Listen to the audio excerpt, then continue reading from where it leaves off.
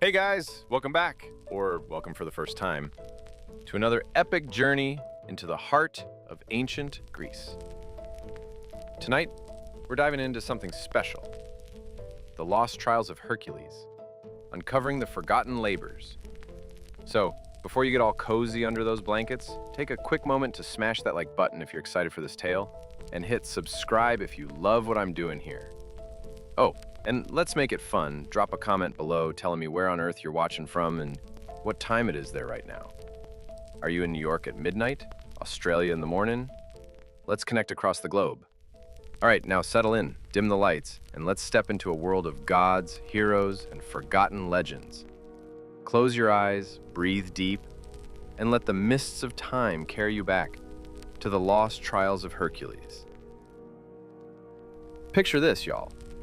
A Greece older than the oldest stories, where the sun paints the hills gold and the wind carries whispers of the gods. Olive groves stretch across the valleys, their leaves glinting like silver in the breeze. Mountains loom in the distance, holding up a sky so blue it hurts to look at. This is Hercules' world, a man born of Zeus and a mortal Alcmene, blessed with strength, but cursed with trials.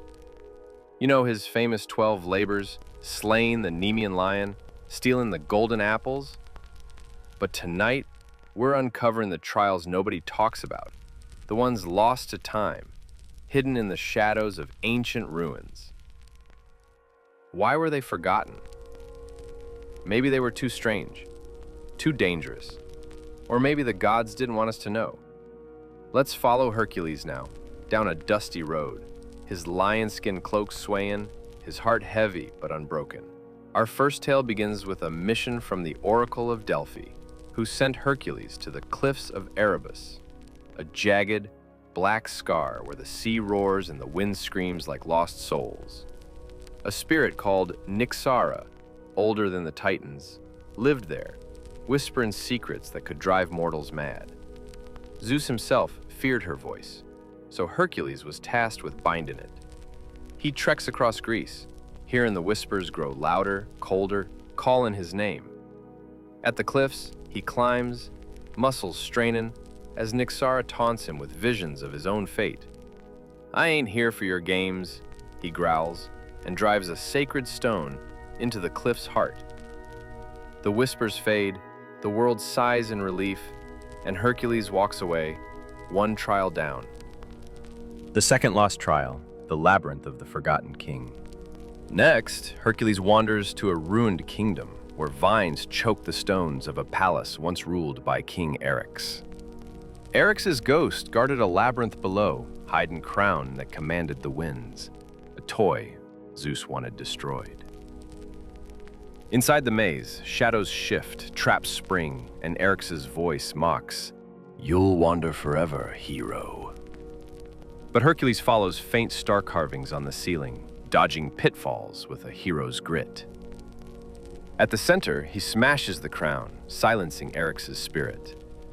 The labyrinth stills, and Hercules steps out under a free, gentle breeze, knowing the gods got more waiting. The third lost trial, the river of forgotten dreams.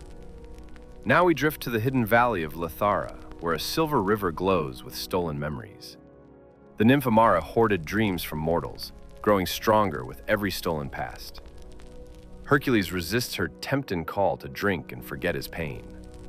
At the river's spring, she weaves visions of a perfect life, but he stays strong. "My burdens are mine," he says, and shatters the spring with a boulder. The river dims, memories return, and Hercules kneels by the water, carrying his own heavy past forward. The fourth lost trial, the silent grove of Ether. The gods weren't done yet. They sent Hercules to the silent grove of Ether, a forest where no sound lived, not a bird, not a leaf.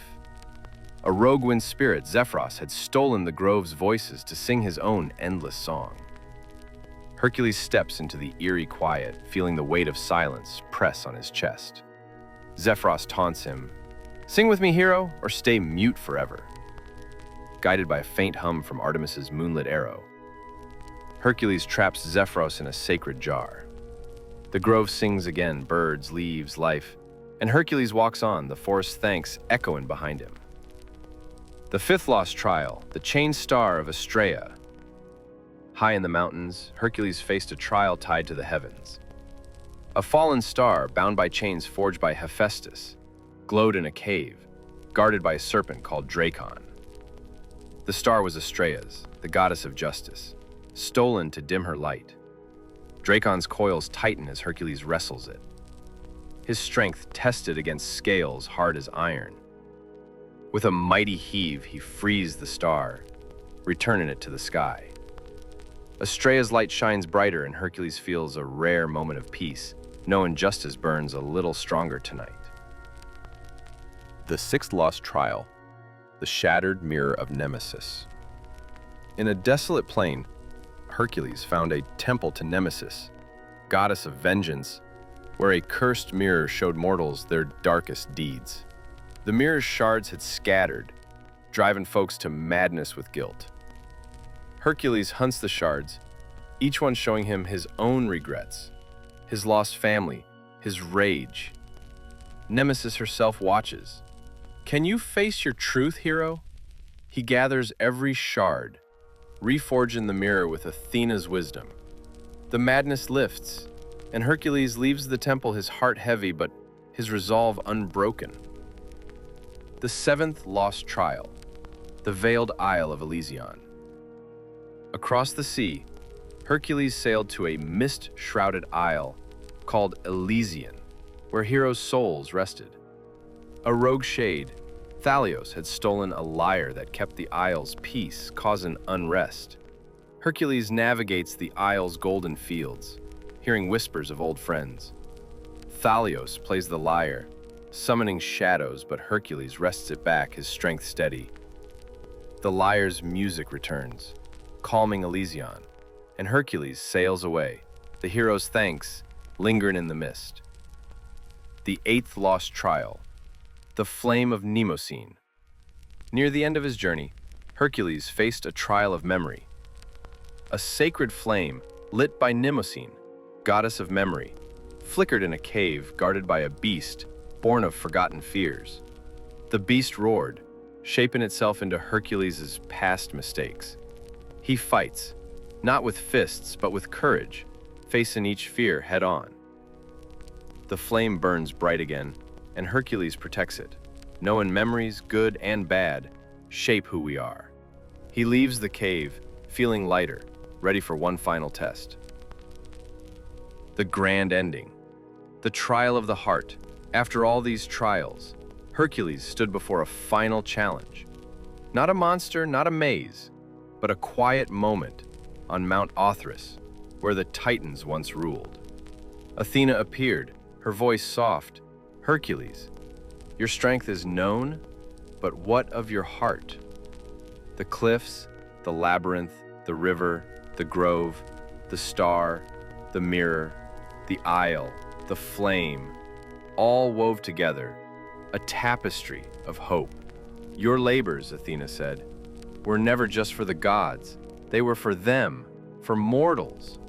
Hercules, for the first time, felt whole.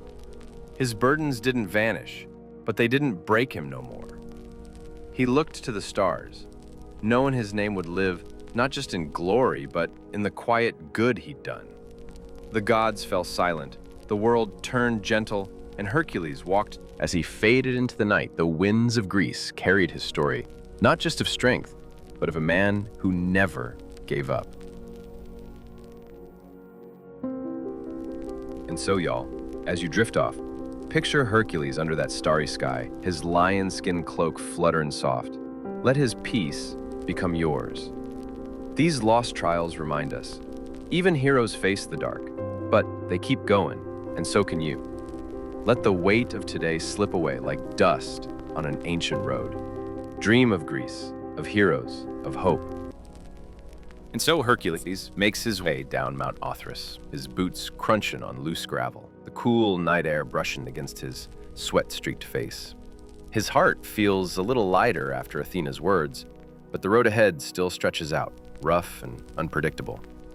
The villagers' fires flicker in the distance, and he knows more work waits. Let's walk with him, feeling the dust under our feet, through the real struggles that shaped this man.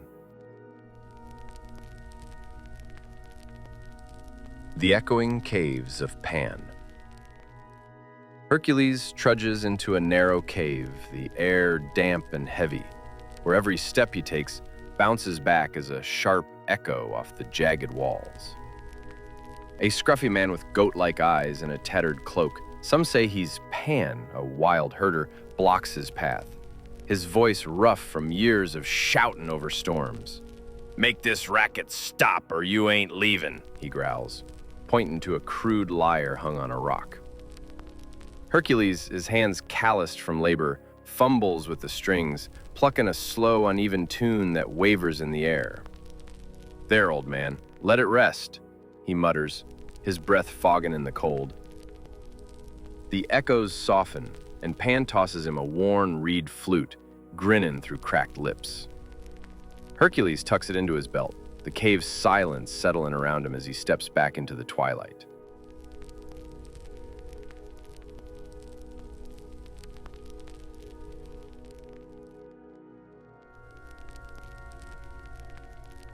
The weeping fields of Demeter. The sun beats down on a cracked field where dry stalks droop like they're crying, the soil hard as stone under Hercules' boots. A woman with weathered hands and a faded dress, folks call her Demeter, a farmer's widow, stands nearby, her voice cracked with exhaustion. "My land's dying, hero. Dig a channel, bring water," she pleads, pointing to a distant stream. Hercules grabs a shovel, his muscles aching as he carves a trench through the dirt, sweat dripping into the dust. The first trickle of water seeps in, then a rush, and the stalks perk up, green creeping back. Demeter nods, her eyes wet, and Hercules slumps against a tree, the scent of damp earth filling his lungs.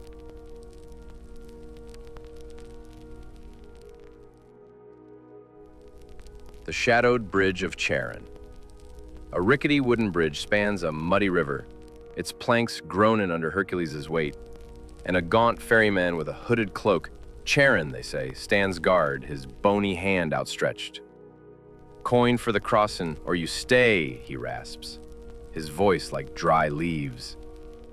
Hercules pats his empty pockets, the leather of his cloak creaking, and shrugs. "Ain't got gold, but I got a story about a man who fought cliffs and rivers." The frozen lake of Boreas. A frozen lake stretches out, its surface cracked and glinting under a gray sky. Villagers huddling on the shore, their breath fogging in the chill.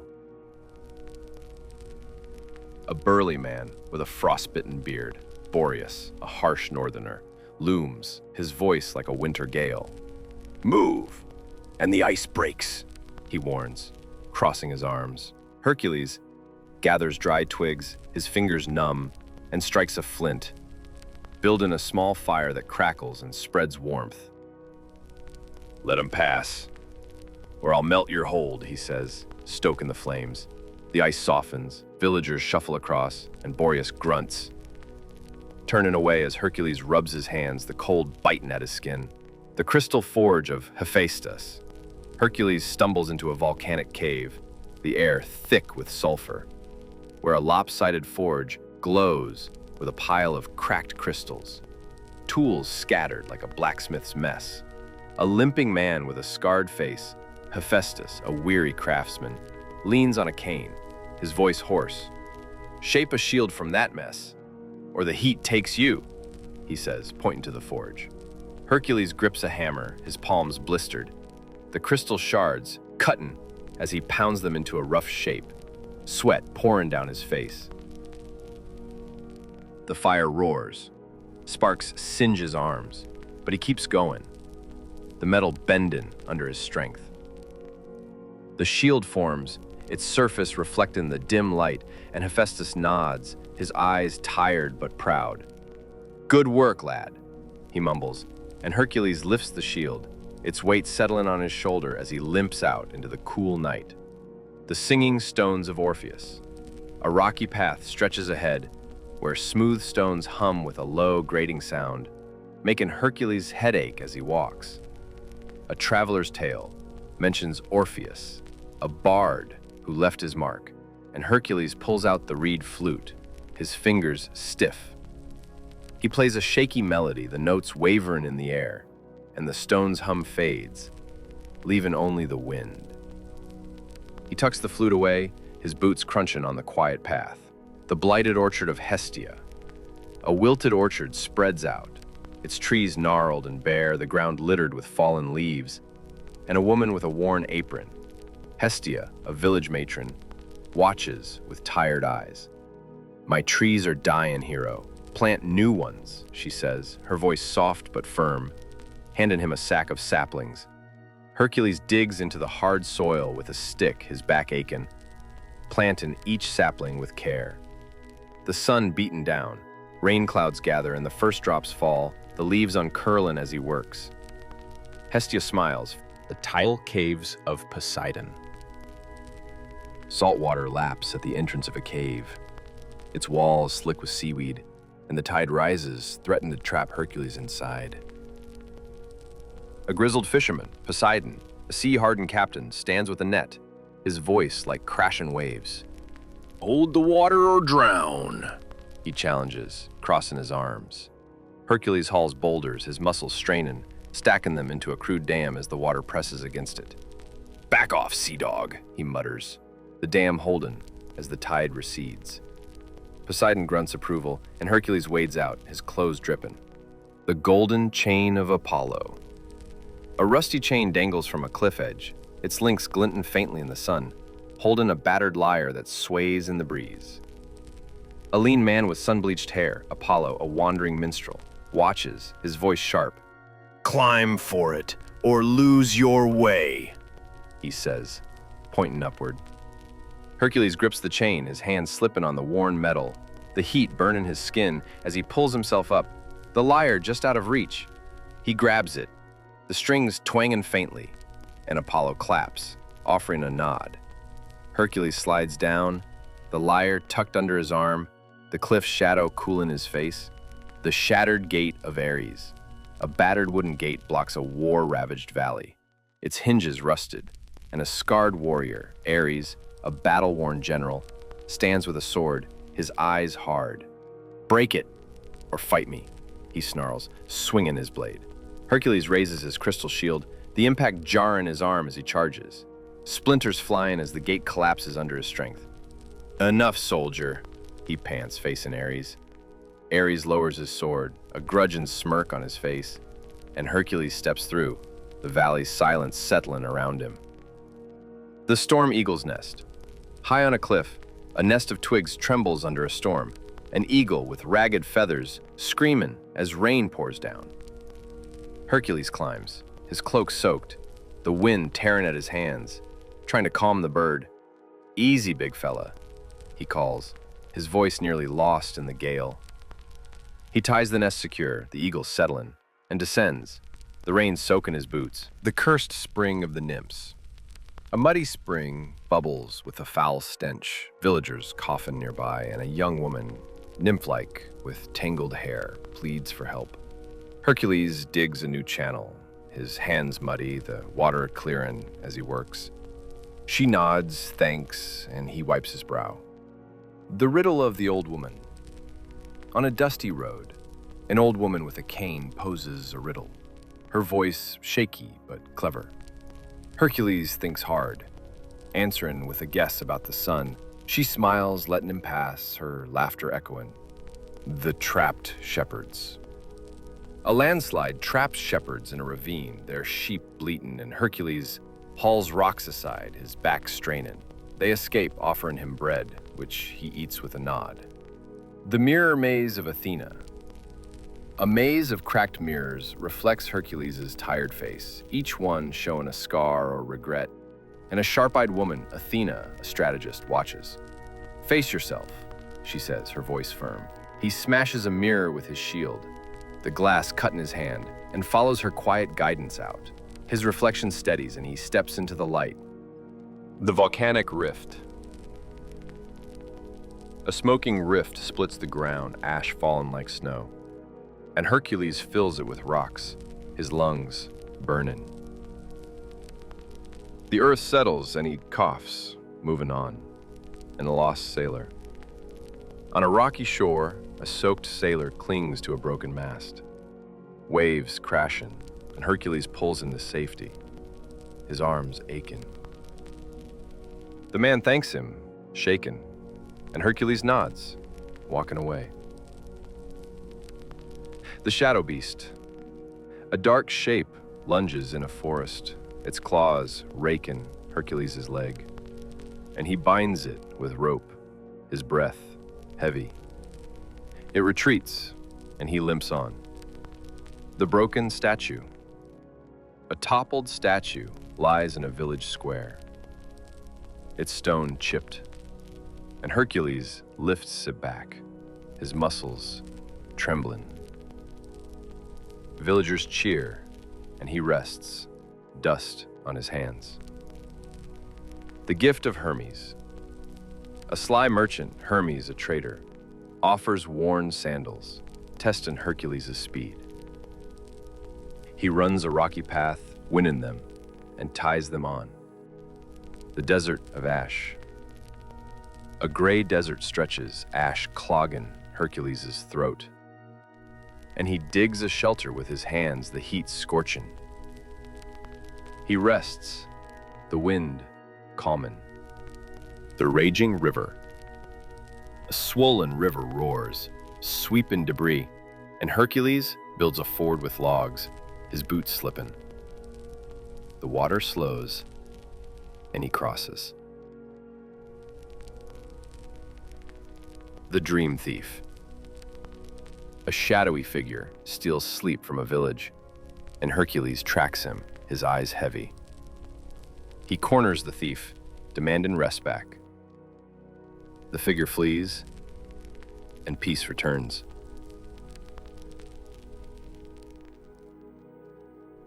The torn constellation. Stars flicker unevenly in the sky, and Hercules climbs a peak, adjusting a crude lens to realign them. The sky clears, and he descends. The iron heart of Hephaestus. Back in the volcanic cave, the forge glows red, and Hephaestus hands Hercules a lump of iron, his hands shaky. Shape a heart, not a weapon, he rasps, the heat blistering. Hercules hammers, the iron bending under his blows, sweat dripping into the fire, his arms trembling with effort.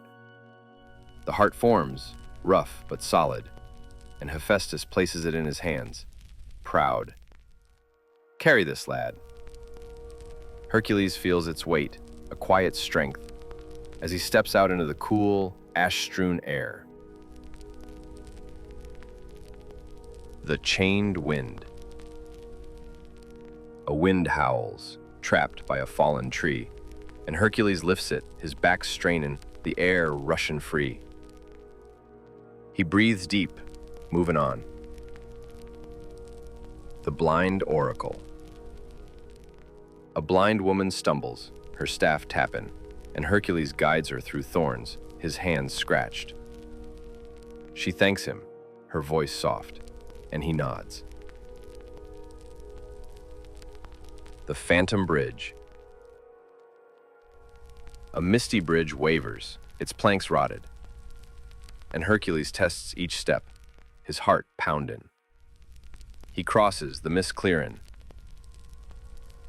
The sea serpent. A serpent thrashes in shallow water, its scales glinting, and Hercules wrestles it, his clothes torn. He pins it, and it slinks away. He wades out, exhausted. The thunderbolt of Zeus. On a stormy peak, Zeus, a towering figure with a weathered face, offers a cracked thunderbolt. Hercules lifts it, the shock jolting him. He hands it back, earning a nod. The fire phoenix. A scorched nest holds a bird with smoldering feathers, and Hercules douses it with water, his hands burnt. Outrunning time. A sundial ticks faster, and Hercules runs a dusty track, his lungs burning. He beats the shadow, panting. The dial slows, and he rests. The mountain curse. A boulder traps a pass, and Hercules rolls it aside, his legs shaken. The path opens, and he moves on. The memory storm. A wind whips up old memories, and Hercules shelters in a cave, his mind racing. He calms it with deep breaths. The storm fades, and he sleeps. The lost souls. Wandering figures call in a fog, and Hercules guides them to a village, his voice hoarse. They thank him, fading away. The crystal curse. A village chokes on crystal dust, and Hercules smashes the source, his hands cutting.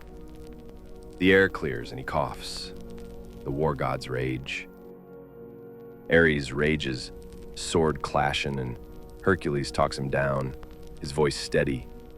The fight ends, and Ares leaves. Hercules sighs, moving on.